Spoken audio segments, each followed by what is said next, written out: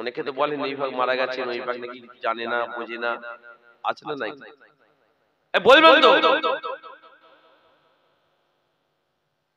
আমাদের এটা আকীদা,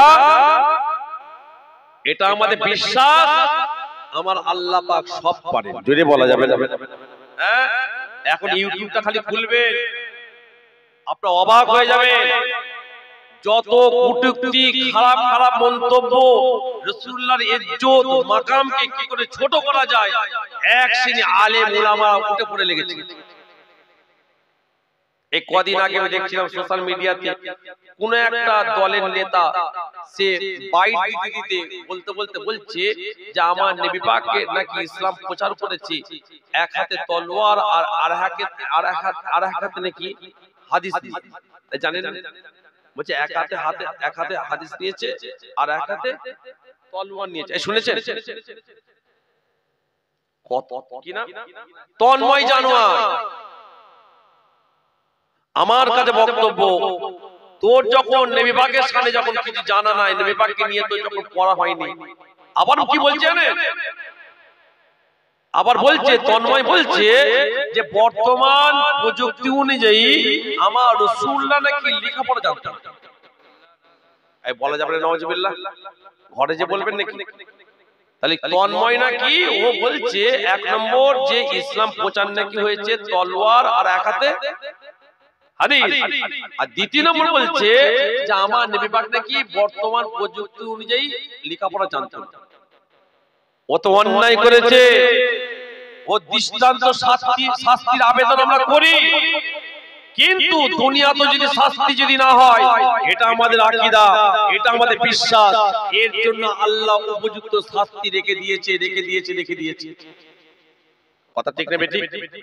কিন্তু আমি মাহতাব এখানে একটা আপনাদের কাছে বলতে চাই, এই যে তন্ময় ও যে বলল যে আমার রাসূলুল্লাহ নাকি বর্তমান প্রযুক্তি অনুযায়ী লেখাপড়া জানতো না, এই কথাটা ও কি হাদিস কোরআন পড়ে পেয়েছে?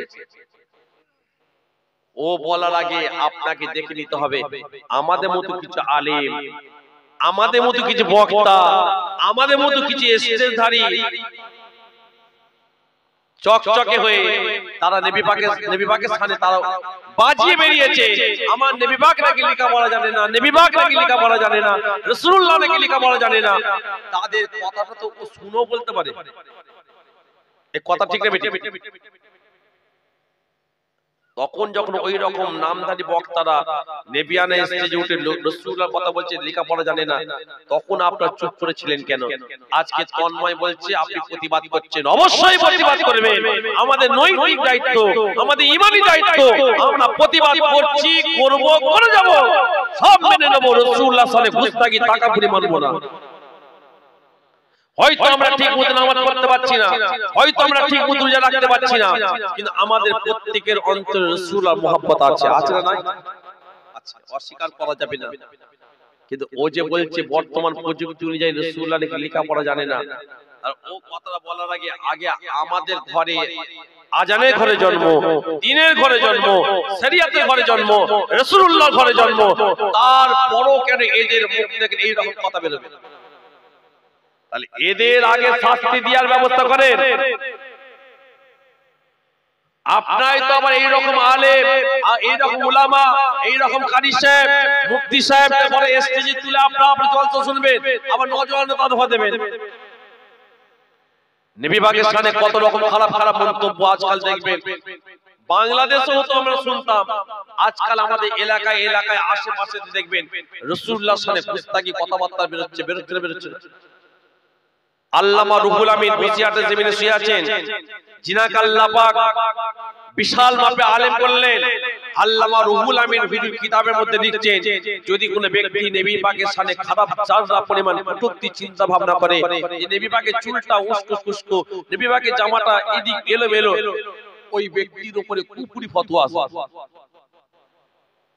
এই কথা বলতে পারছেন না? এই বুঝতে পারছেন না? আপনি আমাকে গাল দেন, আমি মেনে নেব, আপনি আপনার ভাইকে গাল দেন, আপনি হয়তো মেনে নেবেন, কিন্তু নবীর সামনে যখন কোনো কথা আসবে সেখানে মানার কোনো প্রশ্ন থাকবে না। চুপ করে থাকা মানে জানবেন আপনার ঈমানের দুর্বলতা। আপনারা শাস্তি দেবেন কেমন করে? প্রতিবাদ করবেন, পাশাপাশি তাদের ঘরে দাওয়াত দেওয়া বন্ধ করে দেবেন। যত চর্বি বর্তমান বক্তাদের এই পয়সার জন্য চর্বি, মাথায় রাখবেন। কথা বুঝতে পারছেন না? কিছুদিন আগে একটা বক্তা ওয়াজ করতে করতে বলেছিল, আপনারা জানেন যে শবে বরাত যে গেল কদিন আগে, শবে বরাত, এই শবে বরাতের সময় আমরা মসজিদে যাই না? সে বক্তার আওয়াজ করতে করতে বলছে জানোয়ার মার্কা, বলছে দেখি মসজিদে যাওয়ার থেকে শবে বরাতের সময় মসজিদে যাওয়ার থেকে বিশ্বাসখানায় যাওয়া ভালো। যদি বলেন নাউজুবিল্লাহ, কি বলছে? মসজিদে যাওয়ার থেকে বিশ্বাসখানায় যাওয়া অনেক ভালো। আমি ওর উত্তর দিয়েছিলাম, ওর ভাষা ঠিকই বলছে। আমি মহাত্মা বলেছিলাম ওর ভাষা ঠিকই বলছে, কি গুয়ের মাছি গুয়ে যেতে ভালো লাগে, আর মধুর মাছি মধুতেই ভালো লাগে। আমাদের অন্তর অরাজুলুন কালবুহু মুআল্লাকান বিল মাসাজিদ, আমাদের অন্তরটা মসজিদে আমরা রেখে আসি, এই জন্য আমাদের মসজিদ ভালো লাগে। আর যাদের জন্মটা বিশ্বাসখানায় হয় তাদের ঘরে বিশ্বাসখানায় ভালো লাগে। এই কথা ভুল বললাম না ঠিক বললাম? হ্যাঁ, কারা বলছে? কোন সাধারণ ব্যক্তি নয়, আপনাদের মতো প্যান্ট শার্ট ওয়ালা দাড়ি চাচা নয়। এক সমাজে যারা বড় বড় ইসলামিক লেকচার স্কলার, যারা ডায়লগ দেয়, যারা আলেম, দুই প্রকার হয়, একটা হচ্ছে নবীর পক্ষে আর একটা হচ্ছে শয়তানের পক্ষে। মাথায় টুপি দিয়া জুব্বা দেখলেই ভাববেন না আমাদের সবথেকে মূল্যবান জিনিস হচ্ছে ঈমান। আমাদের সবথেকে মূল্যবান জিনিস কি? ঈমান। সেই ঈমানের ক্ষয়ক্ষতি না হয়ে যায় সেটা আপনাকে আমাকে চিন্তা করতে হবে। আমাদের সব হারা হয়ে যায়, ঘর হারা, জায়গা হারা, ভিটে হারা, সব হারা হয়ে গেলে আমাদের কোনো অসুবিধা নাই। যদি ঈমান হারা হয়ে যায় এর থেকে বড় খারাপই আর নাই। কথা ঠিক না বেঠিক? আল্লাহ পাক আমাদের সকলকে যেন হেফাজত করে। জোরে বলুন আল্লাহুম্মা আমিন। আর একটু জোরে বলুন না আল্লাহুম্মা আমিন। আমার ভাই যারা যে কথা বলছিলাম, ফিরে আসি। কি বলছিলাম? সব ভুলিয়ে ফেলছি। আমার মনে আছে, আমি জানি, আমি বলবো, আমি ভুলে যাইনি। আমি মাঝে মাঝে দেখবে কারেন্ট আছে কিনা, আছে একটা ছোট্ট একটা এ থাকে, কি বলে টেস্টার, ঠেকালে বোঝা যাবে যে আর মাল আছে। আপনাদের টাওয়ারটা আছে কিনা দেখছি। কি বলছিলাম বলে? হ্যাঁ, ঠিকই বলেছেন। মানে আপনাদের দোষ দেবো না, আমি একটা কথা বলতেছি, এদিক ওদিক অনেকগুলো কথা বেরিয়ে আসছে। আব্দুর রহমান বিন জুসিকে কোথায় রাখা হলো? জেলখানায় বন্দী করে দেওয়া হলো। আব্দুর রহমান জুসি কিন্তু নবী পাকের কোনো দুশমন নয়। ও আমার ভাইয়েরা জওয়ানেরা, আব্দুর রহমান বিন জুসিকে মদিনা শরীফের জেলখানার মধ্যে রাখা হলো। আব্দুর রহমান বিন জুসি মনে মনে ভাবতে লেগেছে, আল্লাহ পাক আমি কি অন্যায় করলাম, আমি কি অপরাধ করলাম, আমাকে জেলখানার মধ্যে বন্দী কেন করা হলো? ও ভাইয়েরা, ও জওয়ান যুবকেরা, কিতাব মধ্যে পাওয়া যায় আব্দুর রহমান বিন জুসি মনে মনে ভাবছে কি হলো, কি হলো। এমন অবস্থায় মদিনার বাদশাকে আমার রাসূলুল্লাহ আবার স্বপ্ন দিলেন। মদিনার বাদশা, আমার মদিনার বাদশাকে আমার নবী পাক স্বপ্নের মধ্যে বলতে লেগেছে, এই বাদশা, মদিনার বাদশা, শোনো শোনো, তুমি আব্দুর রহমান জুসিকে কেন তুমি গ্রেফতার করেছো? তোমাকে কে বললো আমার আব্দুর রহমানকে বন্দী করতে?